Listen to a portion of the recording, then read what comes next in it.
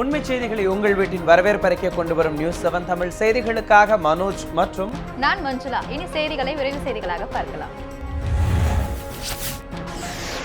தீபாவளி பண்டிகை நாடு முழுவதும் உற்சாகமாக கொண்டாடி வரும் பொதுமக்கள். புத்தாடை உடுத்தியும் பட்டாசுகள் வெடித்தும் தீப ஒளி திருநாளில் கோலாகலம். இனிப்புகள் வழங்கி வாழ்த்துக்களை பரிமாறிக்கொண்ட மக்கள். தீபாவளியொட்டி சென்னையில் உள்ள பல்வேறு கோவில்களில் பொதுமக்கள் சிறப்பு வழிபாடு. மழை வேண்டியும் தமிழகத்தின் பிரச்சனைகள் தீர வேண்டியும் தீபாவளி நாளில் வழிபட்டதாக தெரிவித்த பொதுமக்கள். சென்னை மயிலாப்பூர் கபாலீஸ்வரர் கோவில், வடபழனி முருகன் கோவில்களில் குவிந்து வரும் பக்தர்கள். சென்னையில் கல்வி, வேலை, வணிகம் ஆகியவற்றின் பொருட்டு தங்கியிருந்த லட்சக்கணக்கானோர் சொந்த ஊர்களுக்கு பயணம். சென்னை மாநகரில் வாகன போக்குவரத்து குறைந்து வெறிச்சோடி காணப்படும் சாலைகள். தீபாவளி பண்டிகை பாதுகாப்புக்காக சென்னையில் கண்காணிப்பு பணியில் ஈடுபட்டு வரும் 20,000 போலீசார். வழிபாட்டு தலங்கள் மற்றும் பொதுமக்கள் அதிகமாக கூடும் இடங்களில் போலீசார் தீவிர கண்காணிப்பு. பண்டிகைக்காக சொந்த ஊருக்கு சென்ற ஏராளமான மக்கள் வீடுகளை பூட்டிவிட்டு சென்றிருப்பதால் போலீசார் பாதுகாப்பு நடவடிக்கை. தீபாவளியை முன்னிட்டு சென்னையிலிருந்து 3 நாட்களில் 4,52,000 பயணிகள் பேருந்துகளில் வெளியூர்களுக்கு பயணம். கடந்த 26ஆம் தேதியிலிருந்து 9,600 பேருந்துகள் சென்னையிலிருந்து வெளியூர்களுக்கு இயக்கம் என தகவல். சென்னை கோயம்பேடு, பூவிருந்தவள்ளி பேருந்து நிலையங்களில் ஆய்வு செய்த அமைச்சர் விஜயபாஸ்கர் பேட்டி. நாடு முழுவதும் தீபாவளி பண்டிகை உற்சாக கொண்டாட்டம். மக்களுக்கு புதுச்சேரி முதலமைச்சர் நாராயணசாமி தீபாவளி வாழ்த்து.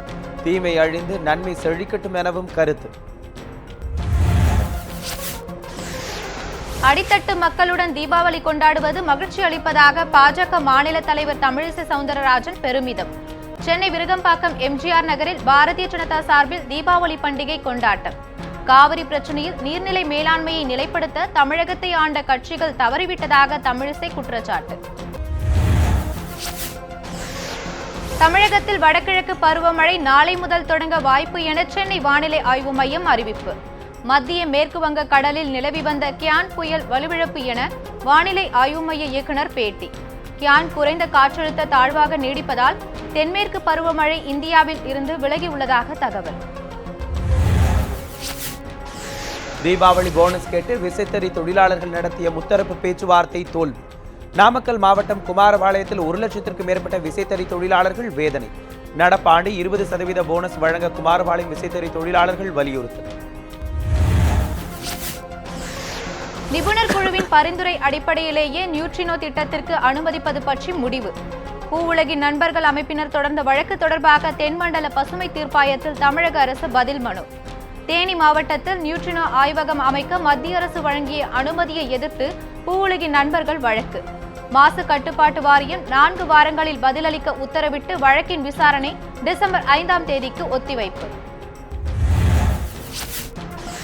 திருநெல்வேலி மாவட்டம் சங்கரன்கோவில் சங்கர நாராயணசுவாமி கோவில் முகப்பு பந்தலில் தீ விபத்து. கோவில் அருகே சிறுவர்கள் பட்டாசு வெடித்ததால் விபரீதம். தீயை விரைந்து கட்டுக்குள் கொண்டு வந்த தீயணைப்பு வீரர்கள். திருப்பூரில் பட்டாசு வெடித்த போது பின்னலாடை குடோனில் தீப்பொறி விழுந்ததில் கடும் தீ விபத்து. பின்னலாடை குடோனில் நேரிட்ட தீ விபத்தில் சுமார் 10 லட்சம் மதிப்பிலான பொருட்கள் எரிந்து நாசம். தகவலின் பேரில் சம்பவ இடத்திற்கு வந்த தீயணைப்பு துறையினர் பல மணி நேர போராட்டத்திற்கு பின் தீயணைப்பு. கடலூர் திருப்பாதிரி புலியூரில் தள்ளுவண்டியில் பட்டாசு விற்பனை நடைபெற்ற போது நேரிட்ட வெடி விபத்து. அனுமதியின்றி தள்ளுவண்டியில் பட்டாசு விற்பனை செய்து கொண்டிருந்த போது குசுவர்த்தி தீப்பொறிப்பட்டதால் விபரீதம். வெடி விபத்தில் படுகாயமடைந்த 3 பேர் சிகிச்சைக்காக மருத்துவமனைகளில் அனுமதி. நாகை மாவட்டம் மயிலாடுதுறை சீர்காழி பகுதிகளில் பட்டாசு வெடித்த போது வீடுகளில் ஏற்பட்ட தீ விபத்து. பல்வேறு பகுதிகளில் ஏற்பட்ட விபத்தில் மொத்தமாக 5 லட்சம் ரூபாய் மதிப்புள்ள பொருட்கள் சேதம். பட்டாசு வெடித்து நேரிட்ட தீ விபத்துகள் குறித்து போலீசார் வழக்கு பதிவு செய்து விசாரணை. ஒசூர் அருகே கார் மீது கர்நாடக அரசு பேருந்து மோதிய விபத்தில் 2 பேர் பரிதாபமாக உயிரிழப்பு. பெங்களூரு ராமாபுரத்தைச் சேர்ந்தவர்கள் ஒசூரில் பட்டாசுகளை வாங்கிவிட்டு திரும்பும்போது எதிர்பாராமல் நடந்த விபத்து. விபத்தில் படுகாயமடைந்தவர்களை மீட்டு மருத்துவமனையில் அனுமதித்த போலீசார் வழக்கு பதிவு செய்து விசாரணை. நாமக்கல் மாவட்டம் குமாரபாளையத்தில் ஜேசிபி வாகன புக்கிங் அலுவலகத்தில் ஏற்பட்ட தீ விபத்து. 1,00,000 மதிப்புள்ள பழைய டயர்கள் மற்றும் பொருட்கள் எரிந்து சேதம். 1 மணி நேர போராட்டத்திற்கு பின் தீயை கட்டுக்குள் கொண்டு வந்த தீயணைப்பு துறையினர். மின்கசிவு காரணமாக தீ விபத்து ஏற்பட்டதாக கூறப்படும் நிலையில் விபத்து குறித்து போலீசார் விசாரணை. தூத்துக்குடி அனல்மின் நிலையத்தின் 2வது யூனிட் பிரிவில் திடீர் கோளாறால் மின் உற்பத்தி நிறுத்தம். தீபாவளி பண்டிகைக்காக தொழிற்சாலைகள் விடுமுறை அளிக்கப்பட்டுள்ளதால் மின் உற்பத்தி நிறுத்தம் என தகவல். 5வது யூனிட் பிரிவில் ஏற்கனவே ஏற்பட்ட விபத்து காரணமாக நிறுத்தப்பட்ட மின் உற்பத்தி. 2 மற்றும் 5வது யூனிட்களில் மின் உற்பத்தி நிறுத்தப்பட்டுள்ளதால் 420 மெகாவாட் மின் உற்பத்தி பாதிப்பு. நடிகர் சந்தானம் அநேகன் கதாநாயகி அம்ரியா தஸ்தூர் இணையும் படத்திற்கு ஓடி ஓடி உழைக்கணும் என தலைப்பு.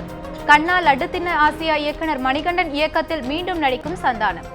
வாசன் விஷுவல் வெஞ்சர்ஸ் தயாரிக்கும் ஓடி ஓடி உழைக்கணும் படப்பிடிப்பு பூஜையுடன் தொடக்கம்.